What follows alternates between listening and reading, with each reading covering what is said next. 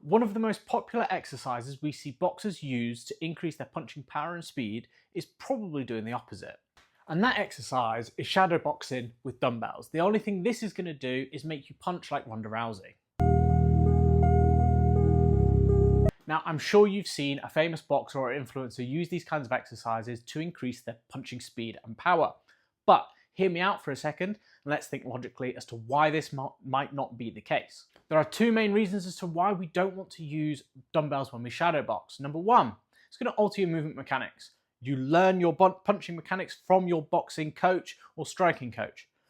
We want to leave them as them. If there's any kind of movement pattern that should be altered in our sport-specific work, that should be done by the boxing coach.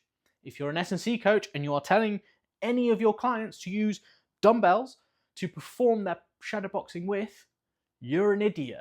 You're going to be altering movement mechanics and creating inefficient technique whilst they box. If you're using this exercise to try and increase your punching power and speed, you're going the wrong way about it.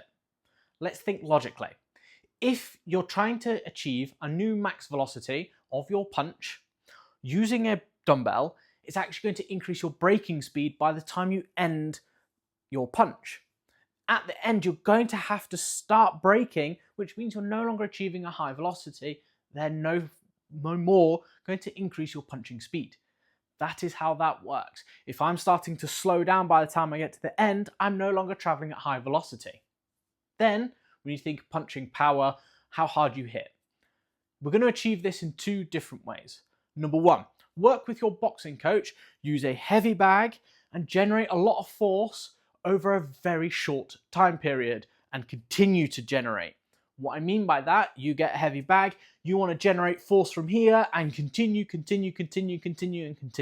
You're working at 100%. Your goal is to try and smash through that bag. The next thing we're going to do is we're going to improve the shortening speed of our chest, our shoulder and our triceps. We can do this by doing something like a medicine ball throw or a Smith machine chest press throw. These two exercises are going to help us create a lot of force in a short impulse. Fantastic way to generate more power and speed. And our third approach is just get stronger. Make sure your chest, your shoulders, your triceps, areas that are going to be producing that force, get stronger. The increase in contractile proteins is what's allowing us to produce more force. Put those three together and guess what?